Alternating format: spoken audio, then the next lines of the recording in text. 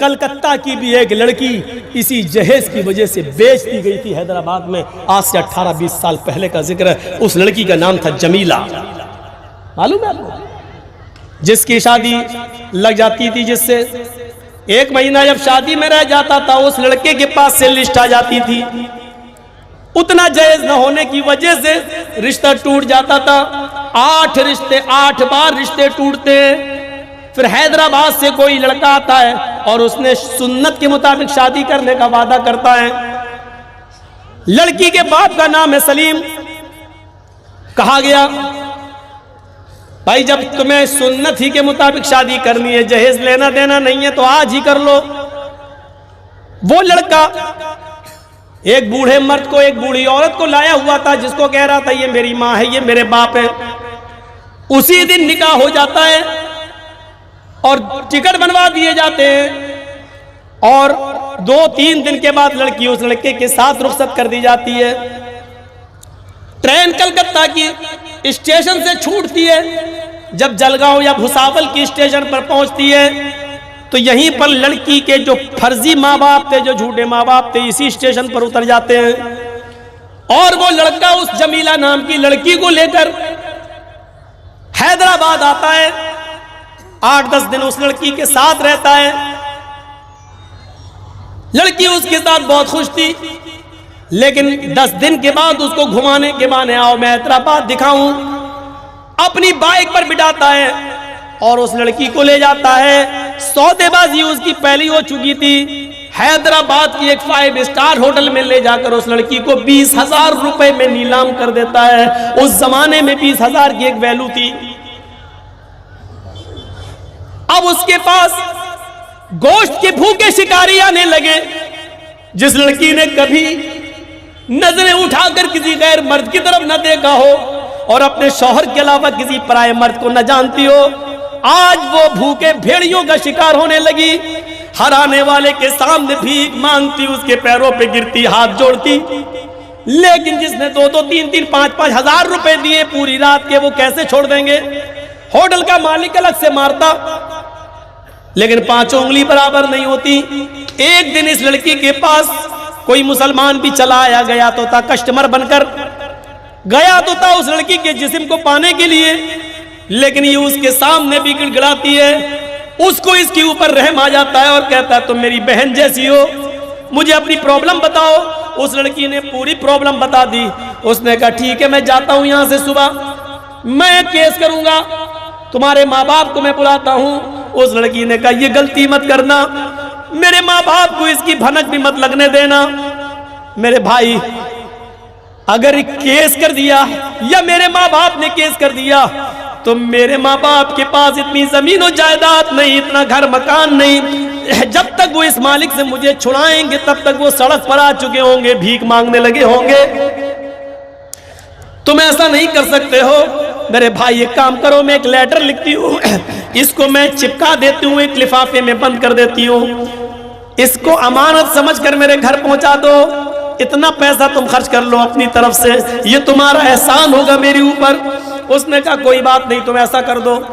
اس نے رات کی تاریکی میں لیٹر لکھا، لفافے میں بند کر کے اس کو چپکا دیا اور کہا خبردار اس لیٹر کو پڑھنا نہیں ہے، میرے باپ ہی پڑھیں گے۔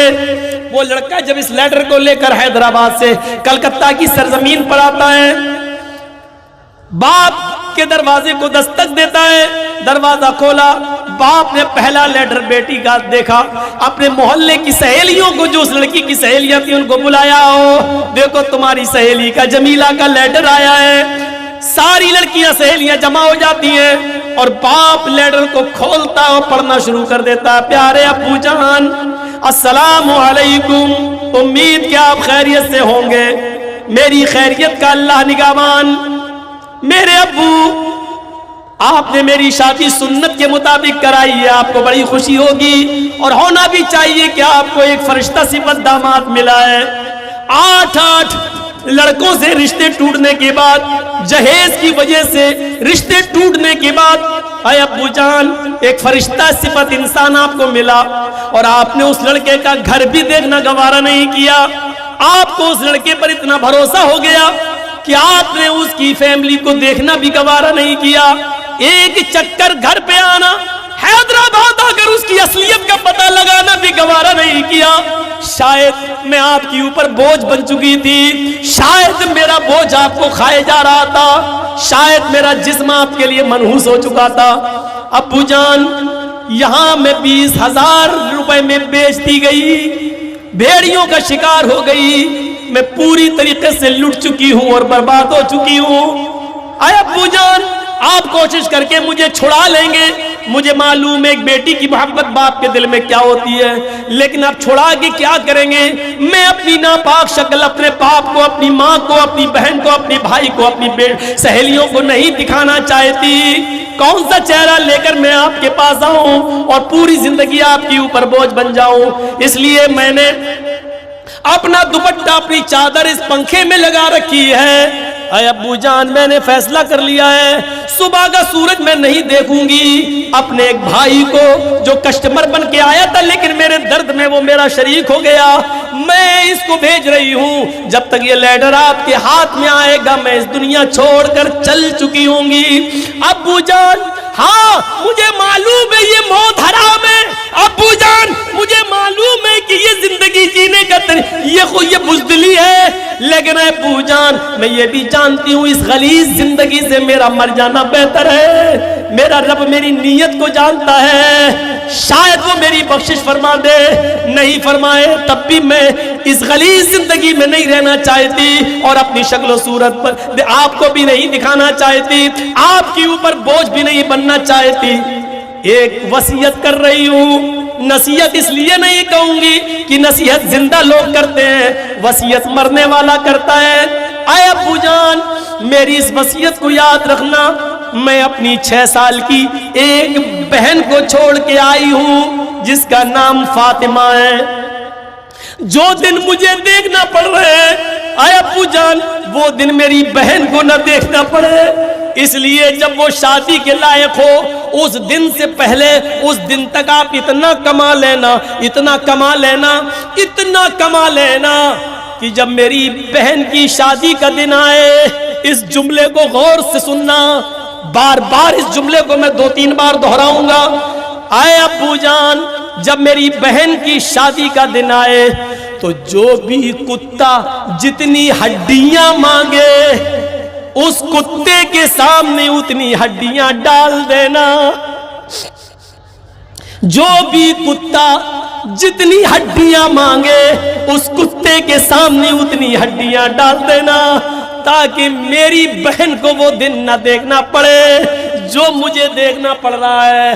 آخر میں آپ کی بیٹی جمیلہ جو آپ کی نہ ہو سکی، آپ کی بدقسمت بیٹی جمیلہ، یہ وہ لیٹر ہے جو مولوی جرجیس نے سلیم کے گھر جا کر اپنے آنکھوں سے پڑھا ہے، اور سلیم صاحب نے اس لیٹر کو فریم میں بند کرا لیا ہے، شیشے کے ٹکڑے میں اس کو جکڑ لیا ہے، اور آج بھی سلیم صاحب کے پاس یہ لیٹر رکھا ہوا ہے۔ اس جملے میں ہماری ایک بہن جو خودکشی کر کے مر گئی اس نے جہیز کی ڈیمانڈ کرنے والے کو کتا لکھا ہے، کتا، اور جہیز کو ہڈیوں سے تعبیر کیا ہے۔ پوری سماج اور پوری قوم کے سوچنے کے لیے کافی ہے کہ جو کتا جتنی ہڈیاں مانگے اس کتے کے سامنے اتنی ہڈیاں ڈال دے۔